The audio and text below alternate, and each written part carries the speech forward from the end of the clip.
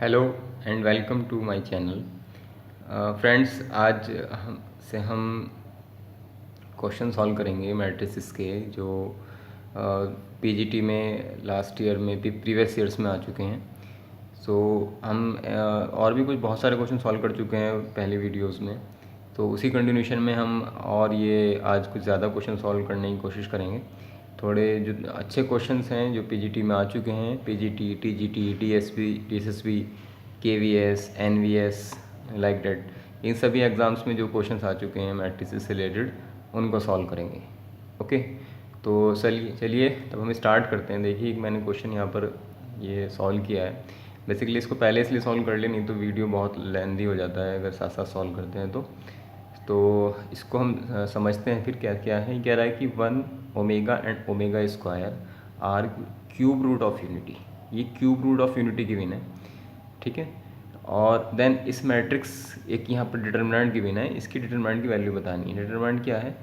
1 omega की power n, omega की power 2n, then omega की पावर 2n, 1 ओमेगा की पावर n, देन ओमेगा की पावर n, ओमेगा की power 2n, 1 has which one is true. A B C D यहाँ चार option given है, ठीक है।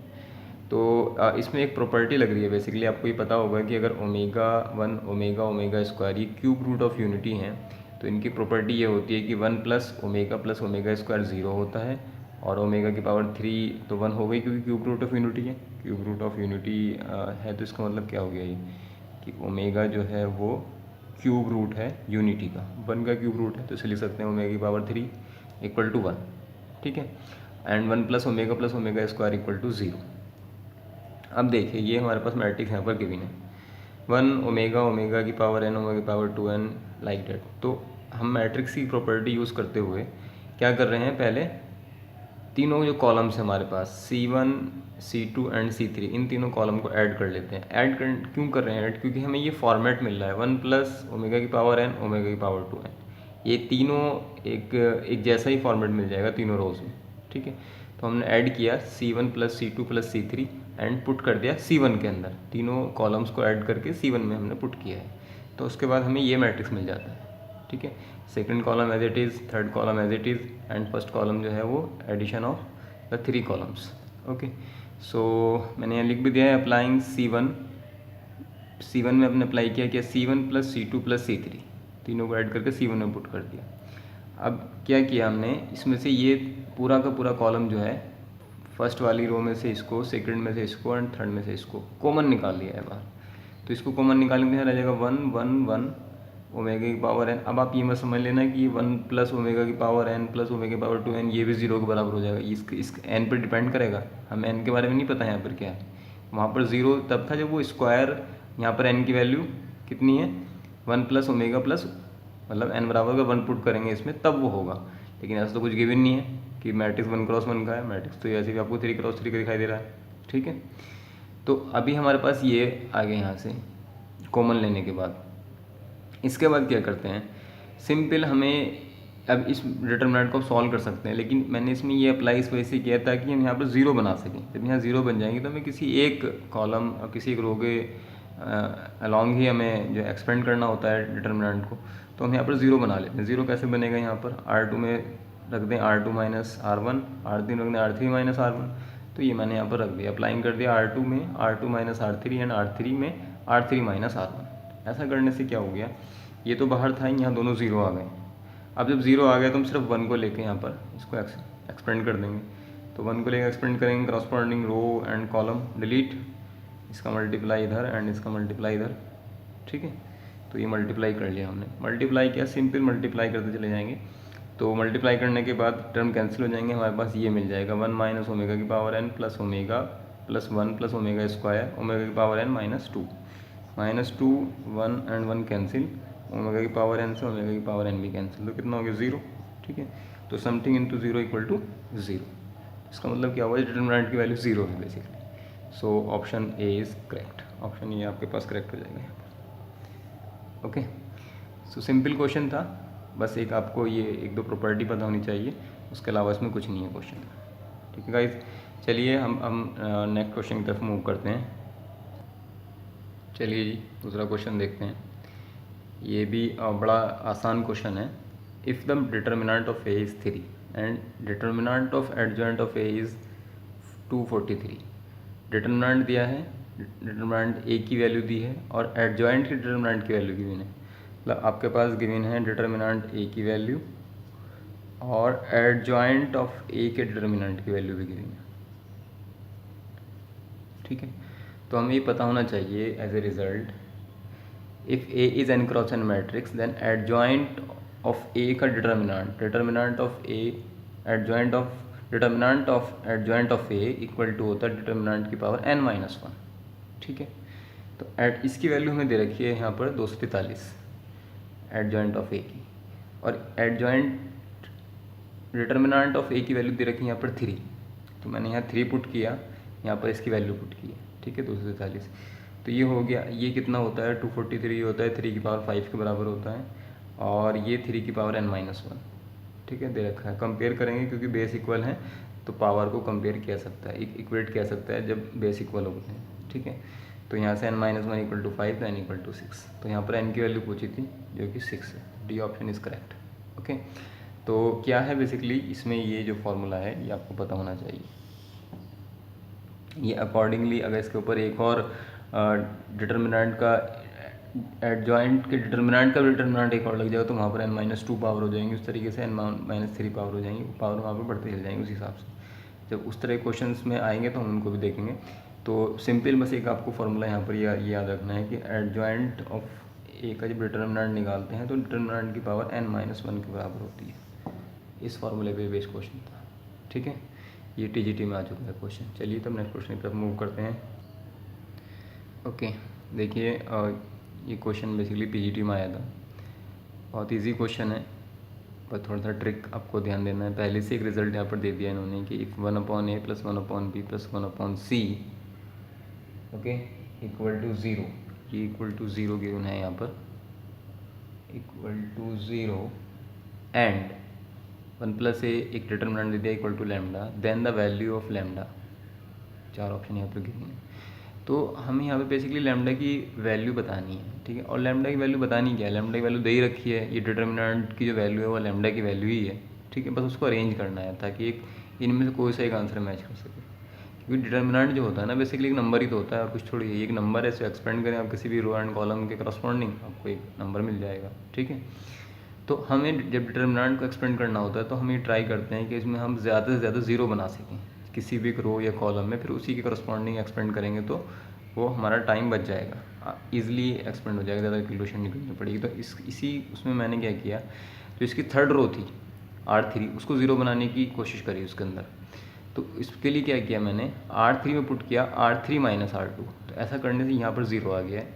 ठीक है, यहाँ पर B आ जाएगा, यहाँ पर C आ जाएगा। मतलब R3 में पुट कर रहे हैं हम तीसरी रो में R3 - R2 एंड R2 में पुट किया मैंने R2 - R1। ऐसा करने से यहाँ पर ज़ीरो हो गया एक। ठीक है, ये 2 ज़ीरो मिल गया। तो ये अगर हम पहला कॉलम देखें तो इसमें हमारे पास ज़ीरो आ गया एक। ठीक है, तो हम इसके करस्पॉन्डिंग एक्सपेंड कर लें या फिर लास्ट वाले करस्पॉन्डिंग एक्सपेंड कर लें, किसी भी कॉलम के करस्पॉन्डिंग एक्सपेंड कर सकते हैं। आप मिडिल वाले के भी कर सकते हैं, लेकिन जिसमें ज़ीरो आ रहे हैं उसमें ऑब्वियसली एक टर्म कम हो जाएगी, आपको एक्सपेंड करने में ईजी रहेगा, इस वजह से हमने ज़ीरो बनाया। तो चलिए मैंने एक्सपेंड कर दिया इसको फर्स्ट कॉलम के रेस्पेक्ट में, इस वाले के। ओके, तो कितना हो गया हमारे पास 1 + a और BC - 0, फिर कितना आएगा -a आएगा, लेकिन पहले से माइनस लगा हो तो माइनस माइनस मिलकर +a। Okay, and C + b equal to lambda.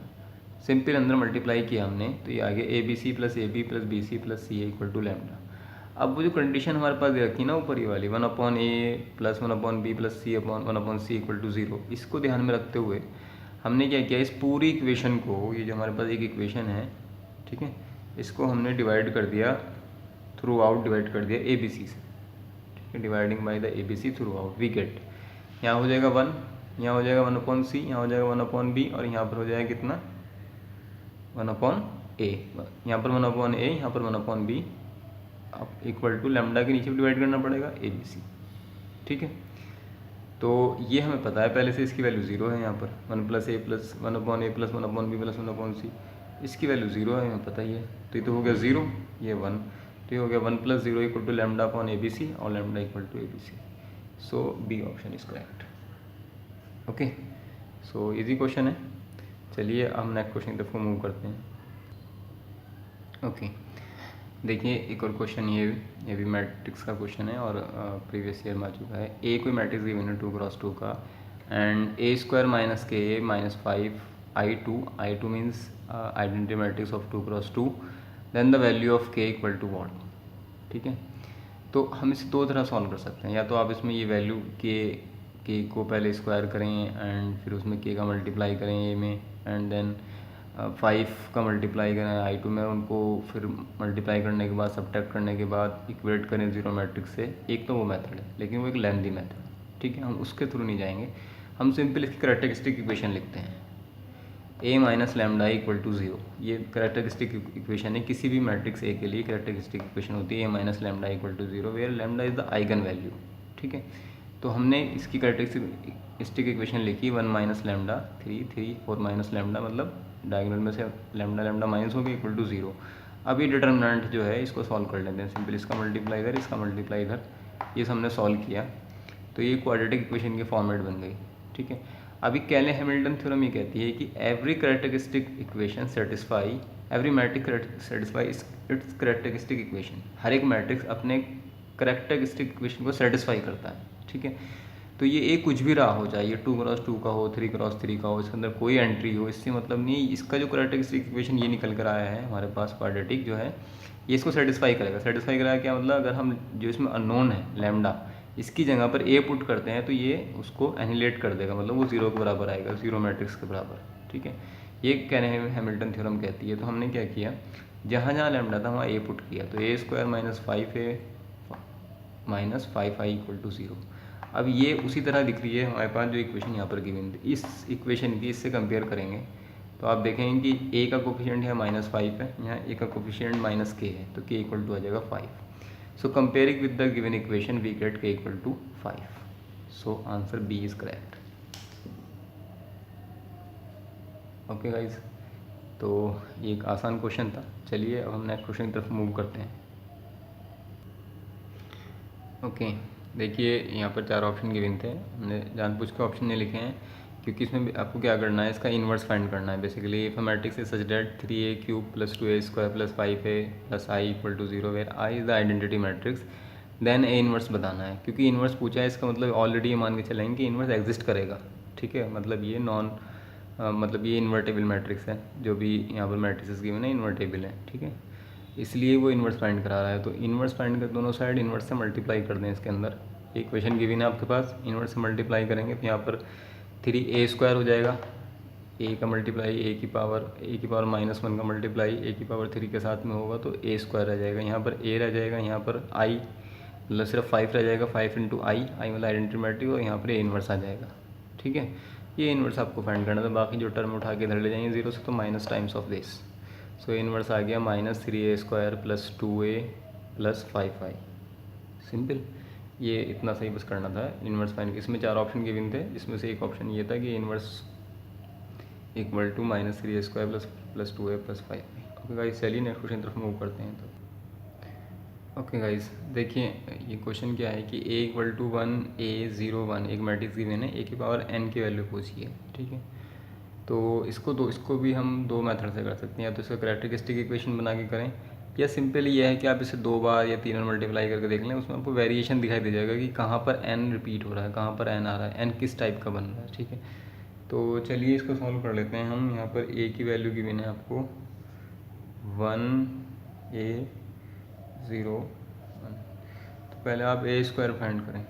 A² find करेंगे तो कितना हो जाएगा भाई, 1A 0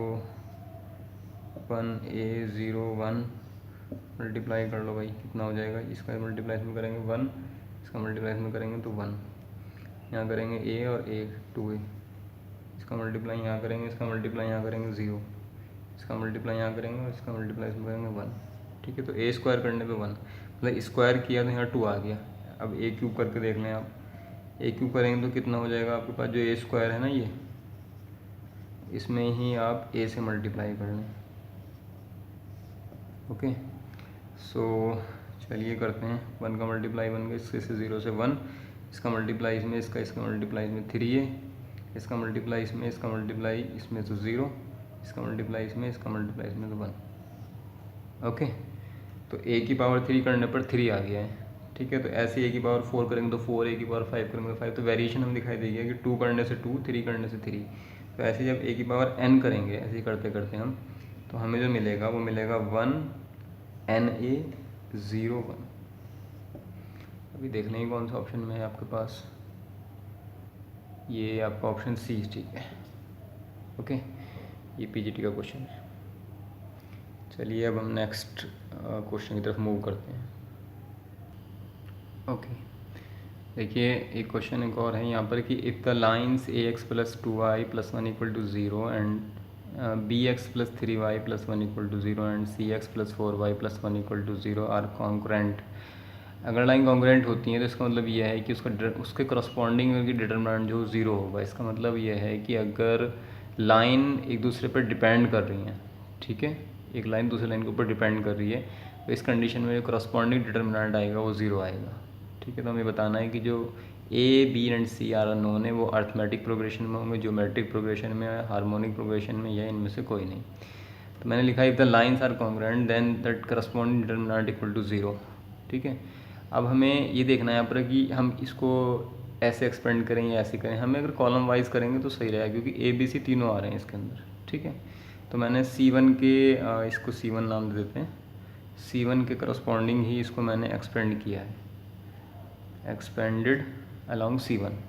ओके, तो ये हो गया A3 माइनस 4 कितना हो जाएगा -A minus B 2 minus 4 plus C 2 minus 3 equal to 0।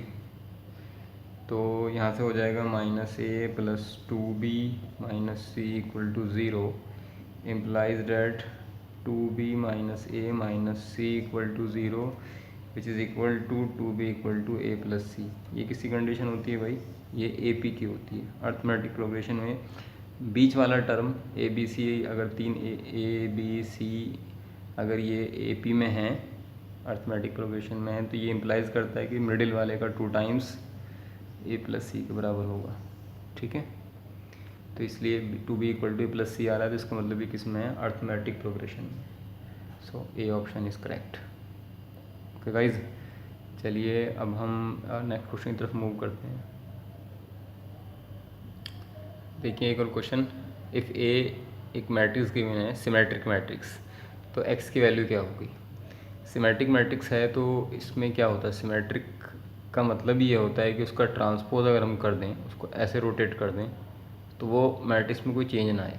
ठीक है, उसकी सिमेट्रिसिटी जो है मेंटेन रहे। ठीक है, तो ये मैट्रिक्स क्योंकि पहले सिमेट्रिक है, तो इसका जो ट्रांसपोज होगा वो इसी के बराबर होगा, क्योंकि सिमेट्रिक मैट्रिक्स कंडीशन है ये transpose equal to A. Okay, तो पुट कर दीजिए भाई, ए का ट्रांसपोज क्या हो जाएगा, यहाँ पर रो को कॉलम बना दें, 4x प्लस 2 और ये हो जाएगा आपका 3x माइनस 2x माइनस 3 और ये हो जाएगा x प्लस 1। ये कह रहा है कि ट्रांसपोज जो है ना वो उसी के बराबर है मैट्रिक्स की, 4x plus 2 2x minus 3 and x plus 1, ये इसके बराबर है।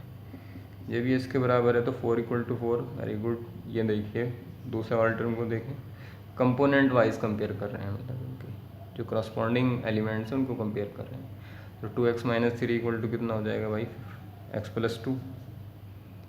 ओके, तो यहाँ से इसको उधर ले आइए उठा करके, तो कितना आ जाएगा यहाँ पर x, 2x माइनस x, तो x रह जाएगा, इक्वल टू इसको उधर ले जाइए तो 5 हो जाएगा। तो बाकी एलिमेंट की कंपेयर करने की ज़रूरत नहीं है, चाहे जिसे आप कंपेयर करें, इसको करने से x बराबर 5 आपको मिल गया यहाँ से, x बराबर 5, बी ऑप्शन इज़ करेक्ट। देखने कितने आसान क्वेश्चन है, ये सब TGT और TGT एग्ज़ाम्स में पूछे गए हैं पिछले सालों में। ओके, चलिए अब हम नेक्स्ट क्वेश्चन की तरफ मूव। ओके, देखिए which of the following is incorrect, इसमें से गलत कौन सा है, फॉल्स पूछा है बेसिकली। 4 ऑप्शन यहाँ पर गिवन है, A square minus B square equal to A minus B A plus B, A transpose A equal to A B whole power N equal to A to the power N B to the power N, where A B and commute, A minus I plus A equal to 0। I plus A equal to 0 implies करता है A square equal to identity. चलिए 1 by 1 check करते हैं। पहला option देखिए, A square minus B square को हम लिख सकते हैं minus B A plus B, multiply करेंगे तो A square minus A B plus A B B A minus B square. ठीक है, ये इसके बराबर, ये इसके बराबर आ रहा है। ठीक है, क्योंकि ऑप्शन में कह रहा है कि ए माइनस बी और ए प्लस बी ये तब बराबर हो सकता है, ये दोनों तब बराबर हो सकते हैं अगर सिर्फ एक कंडीशन में, जब ए बी इक्वल टू क्या हो जाए, बी ए हो जाए। ये दोनों जब बराबर हो जाएं, A B equal to B A, मतलब अदरवाइज़ ये पॉसिबल नहीं है। ठीक है, सो ये A B equal to B A ये ऑलवेज पॉसिबल नहीं है कि A B equal to B A के होता रहेगा, ये कम्यूट करेगा। अगर कम्यूट कर, ये कह रहा है क्वेश्चन में कम्यूट कर रहे हैं तब तो ये ठीक है, अदरवाइज ये गलत है, which is not always true. A B equal to B A which is not always true, ये ऑलवेज ट्रू नहीं है कंडीशन।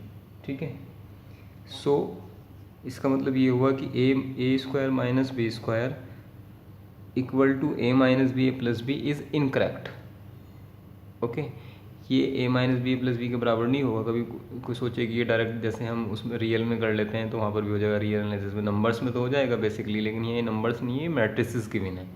ठीक है, तो ये कम्यूट नहीं करेंगे ऑलवेज जब तक कि वहाँ पर गिवन ना हो। तो पहला इस वजह से ट्रू है क्योंकि इनकरेक्ट पूछा था, ये इनकरेक्ट है, इस वजह से ऑप्शन ए ठीक है। ठीक है, सेकंड कह रहा है कि ए बी की पावर एन इक्वल टू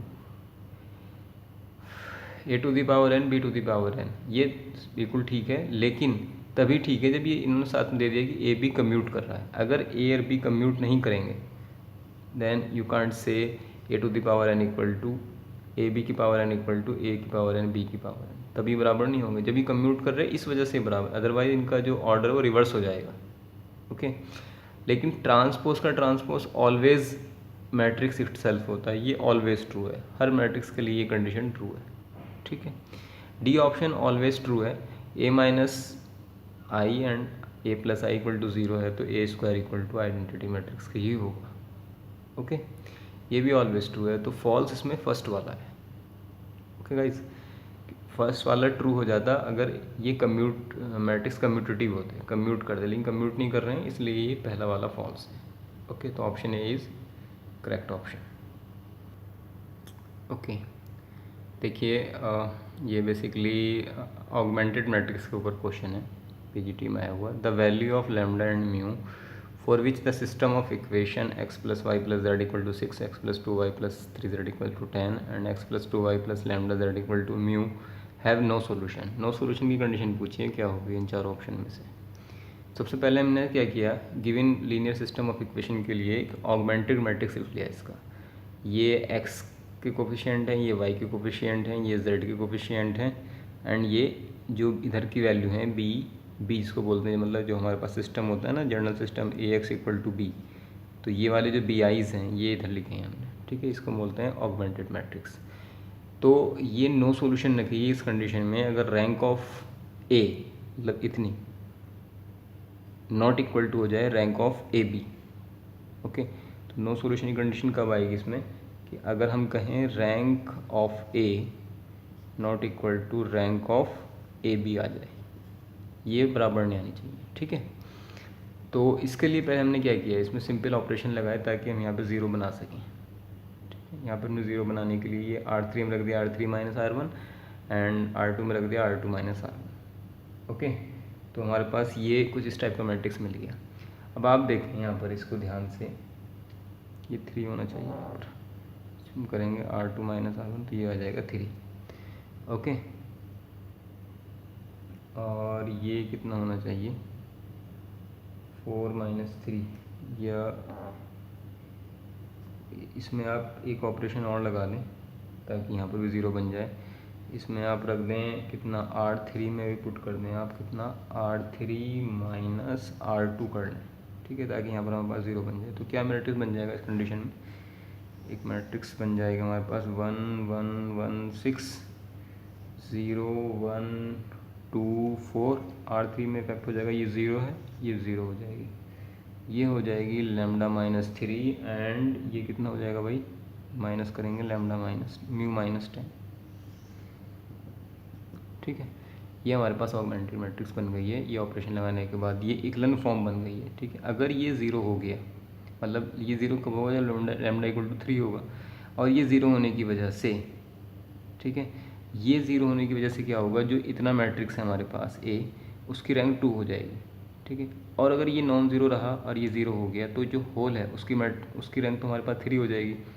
एक की रैंक तो अगर आप इसको ज़ीरो लेंगे तो इसको नॉन ज़ीरो लेना पड़ेगा। ठीक है, तो क्या होगा, हम मान लेते हैं कि lambda not equal to 3, lambda equal to 3 पे ज़ीरो हो जाएगा।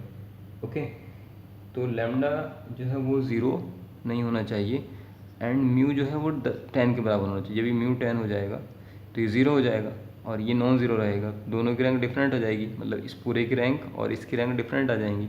तो rank of A B not equal to rank of A की हो जाएगी। तो उस कंडीशन में नो सोल्यूशन आएगा, क्योंकि क्वेश्चन में नो सोल्यूशन की बात कही है, इस वजह से हमें ऐसा देखना पड़ रहा है। ठीक है, अगर रैंक बराबर आ गई तो फिर इन्फाइनाइट सोल्यूशन पहुँच जाएंगे उनके उस कंडीशन में। तो फिर ओके, तो यहाँ पर रैंक इसको, ताकि रैंक बराबर ना आए, इसलिए लैम्डा की value not equal to 3 and mu की वैल्यू हमने 10 दोनों की इस तरह से सेट की है।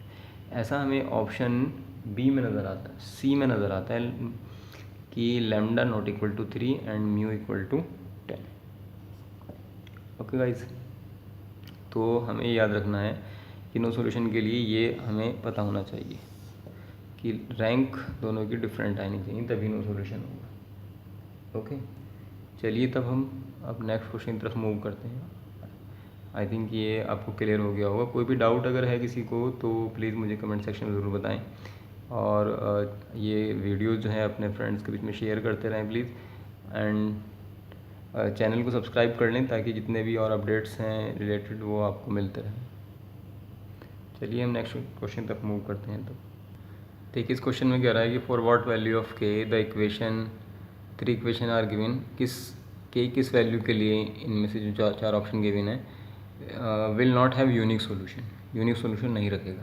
तो देखिए, अगर इसका डिटर्मिनेंट ज़ीरो आ जाता है, इसके करस्पॉन्डिंग डिटर्मिनेंट बनाते हैं इन इक्वेशंस के करस्पॉन्डिंग, और अगर वो ज़ीरो आता है तो इसका मतलब ये है कि वो इनफाइनाइट सोल्यूशन रखेगा, मतलब will not have a unique solution नहीं रखेगा। ठीक है, तो क्योंकि डिटर्मिनेंट ज़ीरो आने का मतलब ये होता है कि कोइंसाइड कर रही हैं इक्वेशंस। ठीक है, तो उस कंडीशन में इनफाइनाइट सोल्यूशन हो जाएगा, मतलब डिपेंडेंसी आ रही है। ठीक है, तो चलिए इसका हम डिटर्मिनेंट एक फॉर्म कर लेते हैं। यहाँ पर क्या हो जाएगा डिटर्मिनेंट, भाई देखना ज़रा, 2 5 1 -3 4 -13 2 -2 एंड के। ये आ गया इसका मैट्रिक्स ये आ गया ए। इसका डिटर्मिनेंट निकाल लीजिए आप और इसे इक्वल टू 0 पुट करें, क्योंकि ये कह रहा है will not have unique solution नहीं रखेगा। कब नहीं रखेगा यूनिक सोल्यूशन, जब डिटर्मिनेंट जो है वो 0 आ जाएगा। ठीक है, तो कर लें सॉल्व इसे। 2 × ये कितना हो जाएगा भाई, 4k -26 -5 -3k +26 एंड +1 के साथ में करेंगे तो 6 - 8 इक्वल टू 0। ओके, सो ये सॉल्व करना है, ये आ जाएगा कितना, 23k after solution 184, so k equal to आ जाएगा 8। Okay, k equal to 8, B A option ठीक है यहाँ पर। ठीक है, तो आपको याद रखना है यहाँ पर कि जब यूनिक सोल्यूशन कह रहा will not have any solution, इसका मतलब डिटर्मिनेंट 0 है। इसका मतलब एक लाइन दूसरी लाइन के ऊपर है, कोइंसाइड कर रही है, तभी इनफाइनाइट सोल्यूशन होता है। ओके, चलिए तब हम नेक्स्ट क्वेश्चन की तरफ मूव करते हैं। ओके गाइस, देखिए ये भी बड़ा इम्पोर्टेंट क्वेश्चन है और प्रीवियस ईयर में ये क्वेश्चन